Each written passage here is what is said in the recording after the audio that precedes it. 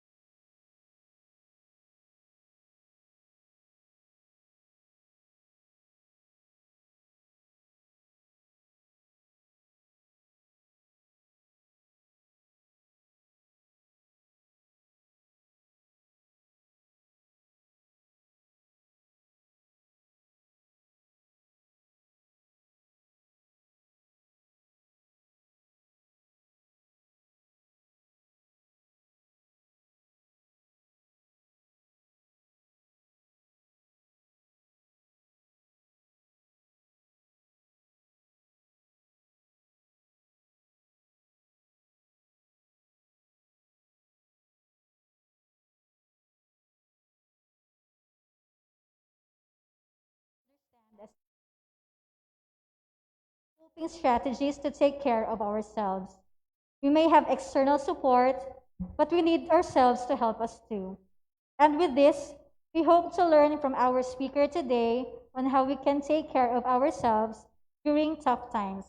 Good afternoon and congratulations because you are here with us today because you care for yourself.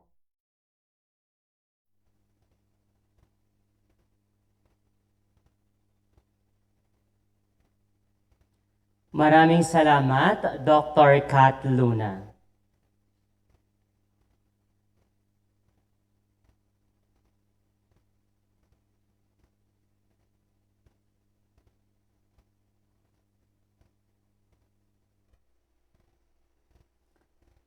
Noong Sabado, October 10, ipinagdiwang natin ang World Mental Health Day. Kaya naman, pagtutunan natin ng pansin ang mental health. Dahil sa pandemya sa buong mundo, lalong tumaas ang kaso ng depresyon ayon yan sa World Health Organization o WHO. Para maliwanagan tayo kung ano ang dapat natin gawin kung tayo nakakaranas ng depresyon, kasama po natin ngayong hapon si Dr. Joan May Perez Referial, isa po siyang psychiatrist at ngayon ay residency training officer ng Department of Psychiatry sa Veterans Memorial Medical Center. Siya rin po ay faculty member of both the Ateneo School of Medicine and Public Health and Health Sciences Program ng Ateneo de Manila University para alamin ang kanyang masasabi at mga payo sa topic natin ngayong hapon. Narito ngayon si Doc. Doc, good afternoon at welcome po sa Our Lady of Lourdes Hospital. Good afternoon, Sir Joven, at sa lahat ng nandito at sa lahat ng nanonood sa FB Live. Good afternoon and happy National Mental Health Week to all of us. Tama yun, Sir Joven, kasi last Saturday was the World Mental Health Day. Oo. But this week, starting last Sunday up to October 17, it's in the Philippines, Oo. the National Mental Health Week. Wow. So good afternoon. And I'm really happy to be back, Sir Joven. Yes. I-share ko lang. Yes, Before Doc. tayo Go ahead. mag-start, Sir Joven. Dito po kami ng aking asawa nag-senior internship for our medical school. Part of our medical internship ng senior internship namin. Dito po kami noong 2001 to 2002. Oo. It's good to be back. Maraming salamat. Wow, welcome back, Doc, ha, sa iyo. At sana po ay nagustuhan mo ulit, oo, bago yung aling naalala mo nung nandito ka po. Super! Ang daming nagbago. Grabe. Oo, pati yung paligid. Oo, kasi medyo ano na rin yun, no? Mga more than 10 years. Wow, talaga for 10 so, years. grabe. So, meron ng coffee shop sa baba. Oo. Nakita ko nga kayo eh. Yes, yun before. Okay. So, thank you really for having me. It's good to be back. Alright, Doc. Okay. So, umpisa na natin, Doc. So, sa panahon ng pandemya ngayon, Doc, kasi talagang maraming nangyayari and all. So, ako po, nahihirapan din ako. Actually, nai-stress din ako dito. Ano po ba yung pagkakaiba ng anxiety, stress, at depression? Yes, that's a very good question, Sir Joven. Kasi kung papakinggan natin, parang pare-pareho sila eh, no? Parang lahat ito, the three you mentioned, the three stress, anxiety, and depression, these are common reactions natin sa mga life's challenges. But gusto kong ipaalam na yung stress, ang stress in fact is normal. Kaya sinabi mo kanina na stress ka, normal yun. Okay lang yun. Stress is a normal part of life. Huwag tayong matakot pag sinasabing stress kasi in fact, very helpful siya. Kasi nakakaano tayo, it's our way also of making use, di ba, of our coping skills. Pag may mga daily, mga daily stressors, so nagagamit natin ang ating mga coping skills. At pag tapos na ang stressor, for example, prepare ka for an exam. So, syempre, stress ka, which is normal, but after an exam, bumababa na ang stress levels. But, if it becomes persistent, pag chronic ang stress, hindi nawawala, hindi bumababa ang stress levels, doon possible na pwedeng mag-result to anxiety disorders or to depression, clinical depression. So, anxiety and depression naman, pwede natin sila i-differentiate based on the symptoms nila. When we say anxiety, ito ay pangamba, no? Laging nangangamba, parang natatakot, laging nag-worry, kahit na wala namang mas-specify tayo, no? Na parang kailangan tayong mangamba or matakot. Or some other people may not feel the same way given that specific situation. So, excessive, persistent na pangamba. Ang depression naman is yung bagsak ang mood. It's a mood symptom naman siya. So, meaning, laging nalulungkot o iiyak, parang nawawala na ng gana sa mga activities na dati source of interest natin. And marami pang ibang simptomas. Alright, so yan, Doc. So, well, alam din naman natin ngayon dahil nga panahon ng pandemya at kayo po ay isang psychiatrist, ano po, mas dumalas pa, Doc, yung konsultasyon sa inyo ng iyong pasyente? During this pandemic, Oo. grabe. Oo, Talaga? mas dumami talaga. Which is really, no, sometimes, ang sinasabi nga natin, due to the current na situation which is unprecedented. Diba? First time natin dumaan sa ganitong situation, very challenging. It's really extraordinary. So, parang ang pakiramdam natin, parang kasi nga, nawawala tayo ng sense of control sa mga nangyayari sa atin. And the reaction always is, merong worry, no? May mga fears, mga takot tayo, ano kayo magkasan, ano kayo mangyayari sa next month, no? Maraming mga bagay na nawawalan tayo ng control over. And because of that, tumataas, yung symptoms of anxiety, pag minsan depression, Yes. dahil sa isolation, lalo na kung mag-isa ka, no?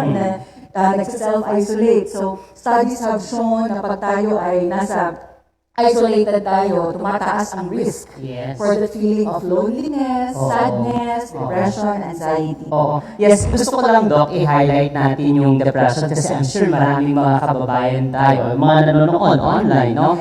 So, Doc, kapag ang isang taong ba ay nade-depress na, ano usually yung initial na sintomas nito sa isang tao? Yes. Mataas ang overlap symptoms ng anxiety and depression. And usually, ang una nilang kino-complain ay sleep problems. No? So, it's either hindi sila makatulog sa gabi. So, yun kaagad yung sinisik nila ng help with sa amin. Hindi sila nakakatulog sa gabi, affected ang sleeping patterns, pag minsan maagang nagigising, or kung nakakatulog man, paputol-putol ang tulog. So, yun ang mga unang symptoms no, na-experience sila. And then, if you probe and explore, malalaman mo na, no, na nagkakaroon na din ng parang pag minsan they feel na wala na silang gana sa mga dating activities na interesado sila, lagi silang bagsak ang mood, or laging napapansin ng mga kasama sa bahay na umiiyak or nakukulong sa kwarto, feeling nila hopeless ang situation, or some naman bagsak ang energy, o kasama ang energy, sir. No? Bagsak, so parang slowed ang movements nila, and yung iba naman, pati eating patterns are affected. So yung iba, hindi, nawawalan sila ng gana sa pagkain. Yung iba naman, kain ng kain. Kain ng kain. So, isa rin yun sa sintomas, Dok, kapag yung tao magana kumain. Kain ng kain, then the usual, ha? The usual. Bago, oo. So, it can be, so yun. Ang pinaka-piniprevent sana natin na huwag mangyari o huwag kaabot sa ganon, are yung kung nagkakaroon na ng mga thoughts of self-harm, self-harm or suicidal thoughts, which is, yun ang talagang natin, ina-address na ipiprevent natin. Yes, okay, Doc. So, mabalik tayo dun sa mga pasyente mo normally. Ano usually yung usual cases na nare-receive mo sa kanila at ano yung mga nagtitrigger sa mga pasyente mo para ma-depress or magkaroon ng anxiety? Oo. Yeah. So ngayon, we are talking about ngayon, Sir Joven. Ngayon kasi ang worry talaga, ang worry usually is yung pangamba about sa virus, yung about nag-shift kasi dati from focus sa surviving na tayo ngayon yung the ability to survive. So, ang takot, ang pangamba is baka makatch natin ang virus, lalo na pag wala pa namang vaccine or wala pang gamot for this. Yung iba naman, and we hear about this a lot, yung we are experiencing this global financial crisis ngayon. So, talagang maraming apektado. Alam natin na maraming nag-downsize ng mga companies, nag-close, or So, the financial aspect of it, unemployment. Ang iba naman ngayon, nasa-stress with the online work from home or online classes. So, yung mga ganun din, situations na medyo hirap sa adjustment phase during this time of shift to this new platform na online. Alright. So, yun nga, Doc. Okay. So, dito naman tayo sa usapin ng panic attack. Kasi maraming sa mga sa atin, dahil speaking of yung mga online, di ba, yung mga nababasa natin online. So, kailan masisiguro natin or kaya mapapansin na yung isang tao na ay meron ng panic attack na nangyari sa kanya? Okay. Panic attack, when we say attack, episodic siya. So parang episodes lang siya. Hindi siya persistent na anxiety. Pa-isa-isang episode siya. Attacks out of nowhere. So pag attack, para siyang, parang unsimilar ang symptoms niya sa isang sinasabi nila, heart problem, no? Kasi ang nafe-feel nila ay mabilis ang tibok ng puso, parang hirap huminga, parang bagsak, chest heaviness, yung iba naman parang pinagpapawisan ng malamig. Okay, so these are symptoms of a panic attack. Out of out of the blue, na episodes of anxiety attack. Alright, so, ayan. Ang tungkol naman, ang tungkol naman sa kung ano ang epekto ng palagiang pag-monitor sa COVID-19 sa social media. Alamin natin mamaya sa ating pagbabalik.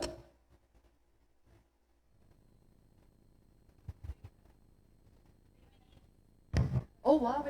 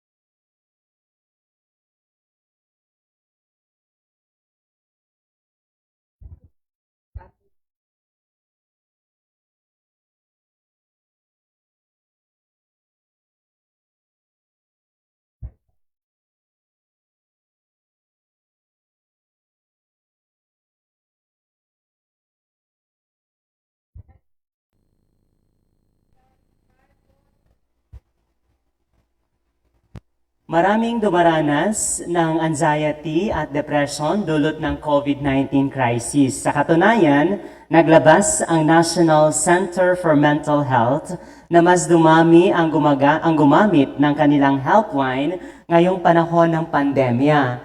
Kung noong bago ang pandemya, nakakatanggap lang sila ng 30 tawag o 30 calls kada araw, pero dahil sa sitwasyon natin ngayon umabot na sa 100 of calls. So, syempre, kasama pa rin natin si Dr. Joanne. So, Doc, ito yung isa sa mga katanungan. Bago po itong pandemya, gaano po kalaki yung issue ng mga Pilipino tungkol sa mental health? Yes.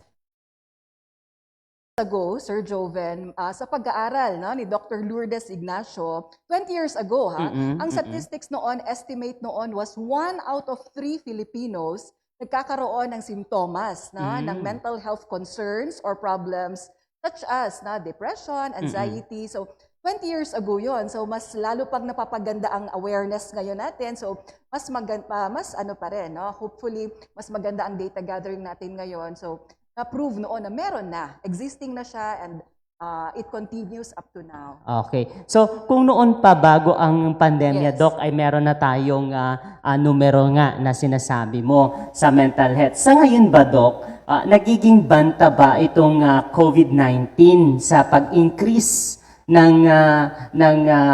ayun nga, yung ating mental health sa mga kaso ng mental health? Yes, mas studies have shown na pag may mga disasters, especially death, may risk talaga. Mas dumami ang nakakaranas ng mga simptomas, ang depression, anxiety, distress, which is stress, but a more severe form, and trauma. Okay. So, well, dito sa mga naobserbahan ko lang, Doc, ha? Yes. Kasi sa ngayon, marami yung mga hindi nakakakain, di ba? Sa panonood din ng mga balita, sa pagbabasa ng mga news items sa mga social media. So, minsan, nagigilty ako. So, paano ba natin, normal ba na ang isang tao ay nagigilty? Paano ba natin maiaalis yun sa sarili natin amidst of COVID-19? Yes, all of these emotions, in fact, during this time of a very extraordinary time, challenging situation, all of these are normal reactions, like yung guilt na sinasabi mo, Sir Joven. All of these normal reactions during an abnormal situation. Kasi ang situation natin ngayon, ang abnormal. So these are normal reactions, but definitely mas maganda ma-acknowledge natin ang ating emotions para we can do something about it. Okay, so yun nga, yun yung sinasabi nila na yung pagiging emotional. So paano Yes. naman natin i-manage yun? Paano natin i-manage yung pagiging emotional patungkol nga sa nangyayari sa atin? Yes, pag heightened kasi ang ating emotions, sometimes nakakagawa tayo ng mga decisions, ng mga actions na pwedeng i-regret natin later on, because sometimes and ang emotions, naka-cloud, our judgment becomes clouded. So make sure na we are aware kung kailan tayo parang frustrated sa sitwasyon, kung kailan tayo galit, para we can express it in a healthier manner, na hindi yung magsisi tayo na meron tayong nagawa or nasabi. Yes, okay. So, yun kailangan natin maging healthy, Aware of aware our sa mga emotions. Yes. Yes. Okay. So, Doc, meron bang epekto, di ba, so normally, di ba, ang dami natin mga nababasa talaga, meron bang epekto sa isang tao yung palagi ang pag-monitor? So, for example, panonood ng balita, pagbabasa ng kung ano-ano mga news about COVID-19. Okay? How frequent, ang tanong ko, Doc, how frequent, okay, dapat tumutok ang isang tao tungkol sa mga balitang ito? dapat limited. Limited lang, no? So we really advise limited lang ang ating exposure to the news, social media natin. Kung pwede po, ilimit natin isa sa umaga, pagkagising, just to update ourselves of kung anong nangyari the previous night, the previous day. And isa ulit sa gabi, bago tayo matulog. So twice a day is good. Kasi pag nasusobrahan naman, pag lagi tayong nagmo-monitor, nag-check ng mga numbers, statistics, etc., nakaka-cause din siya ng anxiety. Nakakadagdag ng anxiety and panic. So mas maganda, we'll limit it. We limit. So, ayan, advice ni Doc, ha? Yes. Bago magising, paggising mo, at saka bago ka matulog? Yes. Okay. Lalo na kasi work tayo, Sir Joven, di ba? Oo, So, oo. mas bawal na mag-check tayo lagi para it will also not affect our productivity and functionality sa ating mga trabaho. Yes, okay. Tama yun, Doc. Okay. Mamaya sa ating pagbabalik, pag-uusapan natin kung ano yung top 3 reasons kung bakit nade-depress ang isang tao. Okay? Yes. So, abangan niyo yan.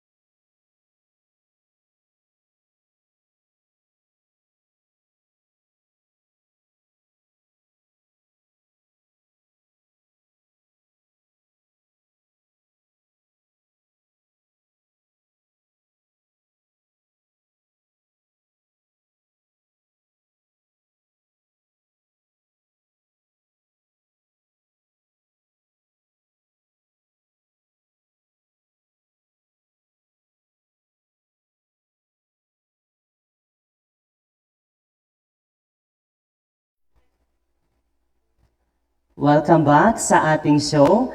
Ang mental health care ay accessible na sa mga syudad, sa mga local government units, at mga piling barangay ng health centers. Ibig sabihin, huwag pong mag-atubiling tumulong o humingi ng tulong sa mga lokal na pamahalaan, maging sa mga otoridad ng barangay kung kayo po ay nakararanas ng depression at anxiety. malaking bagay ito para malabanan ang anumang pinagdadaanan. So, yun nga, Doc, di ba? Since accessible itong serbisyo na ito para sa mga kababayan natin, sa mga local governments na unit, na gano'n, pwede nilang i-approach yung mga barangay. So, normally, Doc, okay, ano yung mga top 3 reasons, okay, na dahilan kung bakit nade-depress yung mga kababayan natin? Okay, according to studies, Sir Joven, ang top 3 would include number 1, family problems, kasi very important kasi ang social support, no? Kasama in fact yan sa mga preventive or mga protective factors. So kung nagkakaroon ng problema doon, isang top cause yun, no? For having symptoms of anxiety, depression. Number 2, yung may mga existing na medical problems, sila din ay vulnerable to having symptoms of depression and anxiety. Kasi meron na silang nararamdaman na iba na from another medical problem, like hypertension, diabetes, at yung number 3, as mentioned kanina, yung may mga sleep problems, or symptoms of a sleeping pattern na problem. Kasi parang vicious cycle siya. Kung hindi sila nakakatulog, then nagwo-worry sila kasi hindi sila nakakatulog. So the more na hindi sila nakakatulog, so parang siya, no? Paikot-ikot siya. So those are the top 3. Okay. So, kung ganun, Doc, na meron silang mga ganun, may mga implications, okay? So, Yes. meron silang mga manifestations pala na mga ganun yung isang tao. Ano-ano yung mga bagay na pwedeng gawin ng isang tao upang sa ganun, mabigyan sila ng sense of normalcy since disturbed na sila kasi nga, 'di ba, Yes. nawawala na sila ng masyadong enough sleep, okay? At Correct. yung mga may problema na sila dahil sa pandemya. Yes. So very important na mention mo kasi sir yung normalcy para maibalik natin to lalo na ngayong times na nasa bahay tayo, usually work from home, online classes.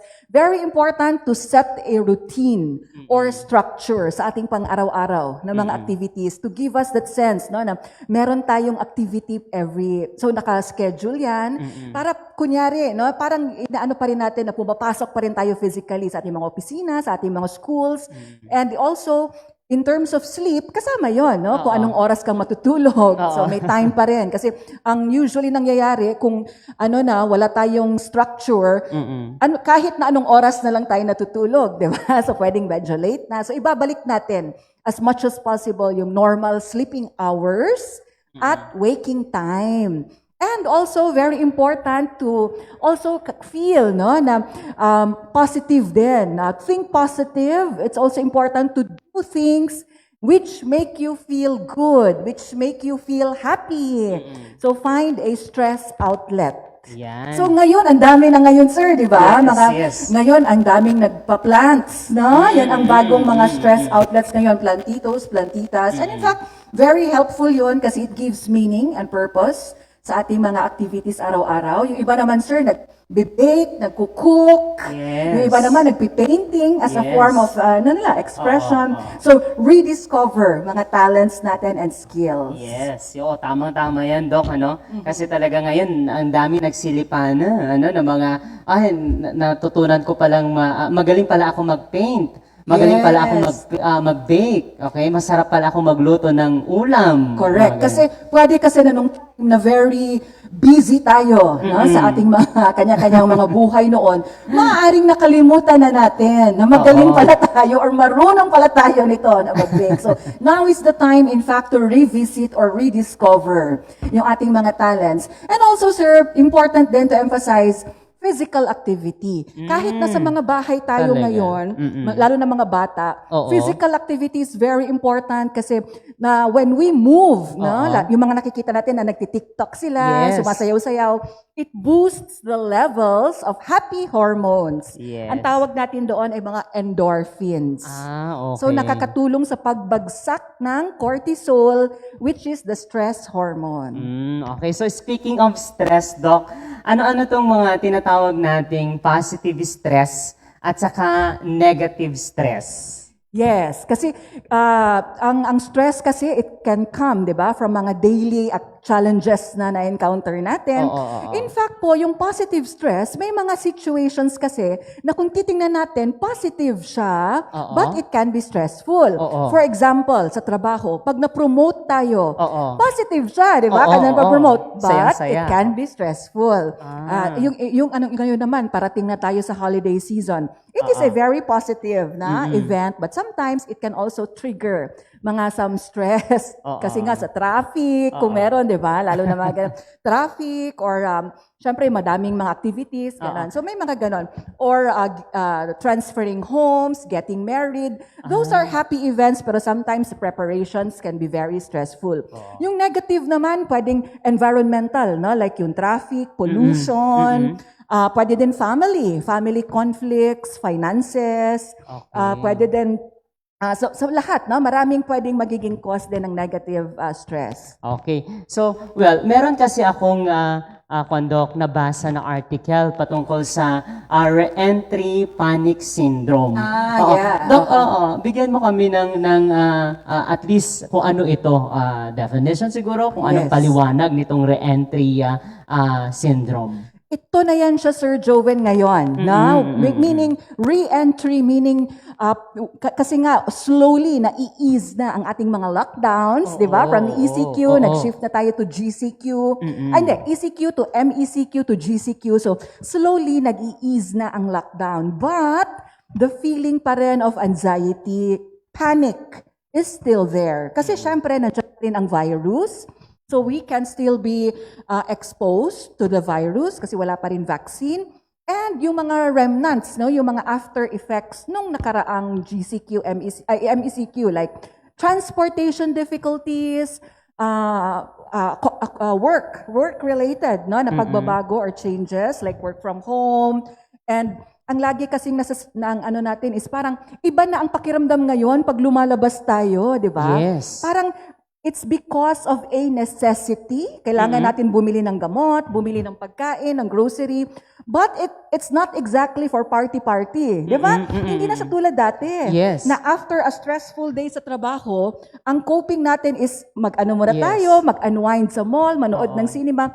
Ngayon, wala. No? Kasi we cannot do that. That's why stressful pa rin siya because some of the coping skills natin noon, hindi natin pwedeng gawin at this point. Oo, kasi talagang pagtingin mo sa paligid, 'di ba? Kung dati nakasmile yung mga tao, 'di ba? Ngayon may mga takip ang muka, 'di ba? May mga actually, Doc, meron din akong experience na nung una, talagang irritable ako sa pagsuot ng face mask. Face mask and face shield. Oo, face shield. Hanggang sa nasanay, siguro isa na yun yung paraan pag-adapt ng tao. Yes, oo. Na talagang, ito na yung normal, kailangan na natin itong panindigan pa. Kasi hanggat hindi nakakaroon ng vaccine, di ba, Doc?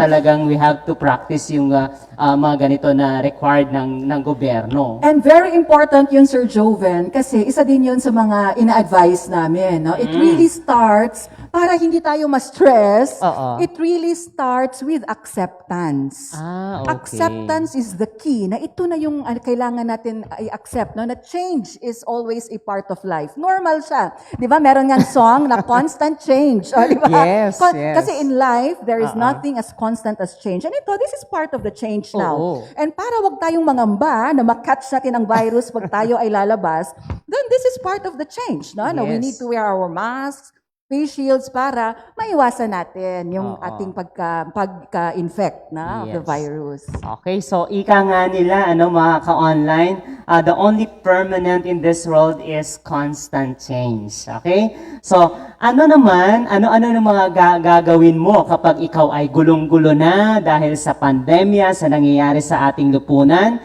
Mamaya ang makasagutan sa ating pagbabalik.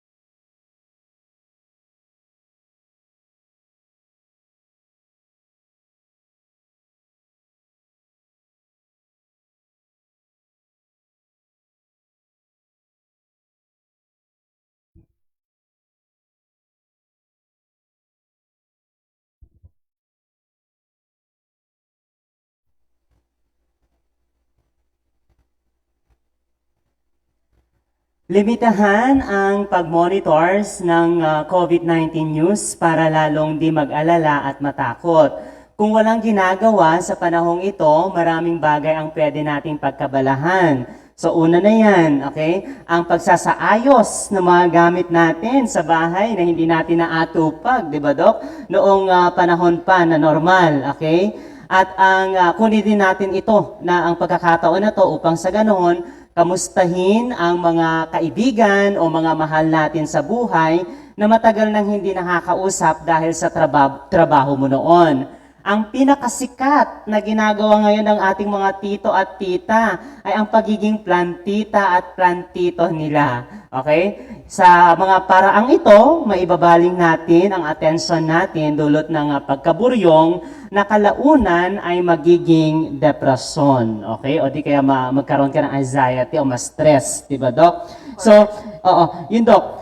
Paano natin, di ba, ang dami-dami mga negative vibes na nangyayari because of the COVID-19. Correct. Oo. Paano natin tatanggapin ng positibo, okay, or positively itong COVID-19 na to na nangyayari sa ating lipunan? Yes, it's very important na huwag tayong mawala ng pag-asa. Talagang dapat we should look at this situation now with hope. And with resilience. Ang resilience kasi, Sir Joven, it's a trait na meron tayo lahat. And lahat tayo, we are born with that trait. No? So ang mas maganda is i-enhance natin yon, palakasin natin yon. Resilience meaning our ability to bounce back. No? Parang bola. Na pagbagsak natin dahil sa challenges ngayon, kaya natin bumangon. Like yung to revisit mga talents, etc. Support system is very important. Kasi kung napapansin natin, I'm sure lahat tayo, meron na tayong mga napagdaanan dati, di ba? Na mga trials. I'm sure may mga mistakes na tayo in the past, failures, but andito pa rin tayo, no? So, I'm sure may mga natutunan na tayo na mga lessons learned from all of those past experiences, which means na ito din, this too shall pass. Matatapos din ito. Let's remain hopeful. And again, let's remember na when we feel na we've hit rock bottom because of this situation now, there's no other way to go but up. Diba? So, let's remain positive and hopeful. Yes, sabi nga, di ba, ang buhay parang gulong, di ba, Dok? Correct. Minsan nasa baba, minsan nasa taas. So, talaga kung ano man pinagdadaanan natin ngayon, talagang at the end of the day, magiging malaya din tayo. Yes. And not just that, Sir Joven, but it's also an opportunity for us to grow. Di ba? Lahat naman ang pinagdadaanan natin, be it good, happy experiences, lahat yon nagre-result sa ating growth personally and professionally. Yes. So, Doc, concern lang ako sa mga tao na lalo-lalo yung mga tahimik. Di ba normally, yung tahimik talaga sila, hindi sila nagsasalita, hindi nila nilalabas yung as in, feeling ko lang doble siguro yung nararamdaman nila ngayon.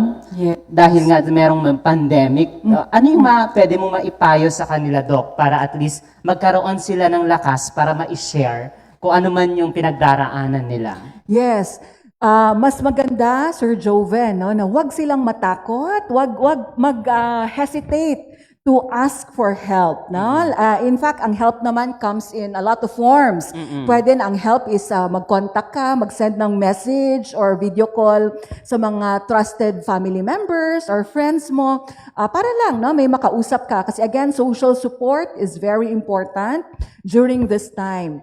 And wag mahiya. No? In fact, ngayon madami mga helplines or hotlines na confidential naman yon. Kung hindi naman, walang lalabas na any private info. So may mga avenues, may mga hotlines, helplines available for all of us na kung may gusto tayong makausap. Alright. Do not be afraid to reach out also. Yes. Okay, Doc. So, panghuli na lang, ano yung payo mo, okay, para sa mga viewers natin? Ano yung pwede mong maipayo sa kanila? Yes, so parang in summary, dun sa Yes. pinag-usapan natin, number one, huwag matakot sa stress. Yes. So stress is a normal part of life and in fact, merong positive effect itong stress. Kasi dito natin nalalaman na tayo pala ay strong, na? Strong tayo, may kakayanan tayo to fight, di ba? Whatever challenges may come our way. Number two, we are all in this together, so huwag pong matakot to ask for help. May mga helplines available. And definitely, number three, lahat ng mga emotions na nararamdaman natin ngayon are all normal. So, lahat po ito, kung kailangan yung umiyak para mas ma-express, then it's okay to cry, express all of your emotions.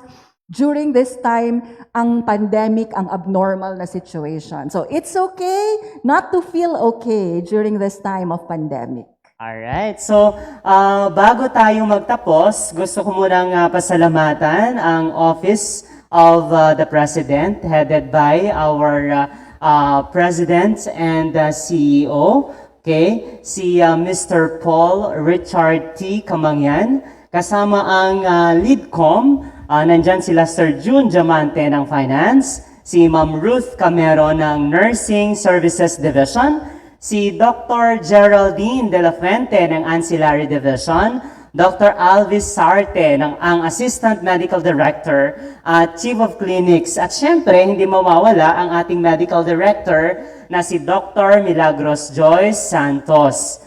Ang ating technical team, ang marketing at IT team, my HROD family, thank you so much. And of course, okay, gusto ko rin pasalamatan ng ating guest ngayong hapon. Saan kayo makakakita? Doktor na, professor pa, di ba? Si Dr. Joanne. Pero bago yan, Doc. Okay? Thank you talaga. Okay, allow me first to read the content of the certificate, okay? So, Our Lady of Lourdes Hospital, this a certificate of appreciation is awarded to Dr. Joanne May G. Perez Refarial as our resource speaker during the Mental Health Week, Distress or Distress, How to Take Care of Oneself During Tough Times. Given this on October 15, 2020 at Basilio Valdez Hall, Our Lady of Lourdes Hospital. Signed by our HROD manager, Ms. Cherry S. Baronia, and of course, our Vice President for Medical Services. And at the same time, our Medical Director, Dr. Milagros Joyce A. Santos. Ayan, Doc. Thank you, Sir Joven. Oo. So parang feeling ko SI ako ulit. Di ba? Dito kami nag-SI, Senior Internship. Yes, thank you so much, Doc. At talagang Thank you, marami thank akong you. natutunan sa'yo this afternoon. So, Thank you. Doc, kung saan kanila pwedeng kontakin, lalo na kapag may gustong kumonsulta sa'yo? Yes, I'm affiliated full-time consultant ng Veterans Memorial Medical Center and meron din akong Facebook page, Healthy Mind Clinic. O, di ba? Very positive. Yes. Healthy Mind Clinic. So they can send messages doon and nasasagot ko naman yon pag hindi masyadong busy after my duties. Yes. And ito, napakabait ni Doktora. And first, the experience ko talaga yan. First-hand experience. Okay. Alright. Thank you. Okay. Thank you, Sir Joven. Thank you. Welcome po, ma'am. Naway may natutunan kayo sa ating talakayan ngayong hapon at laging isipin, #, we are all in this together. Hanggang sa susunod, ako po ang inyong lingkod, Joven Reyla. Magandang hapon po sa ating lahat.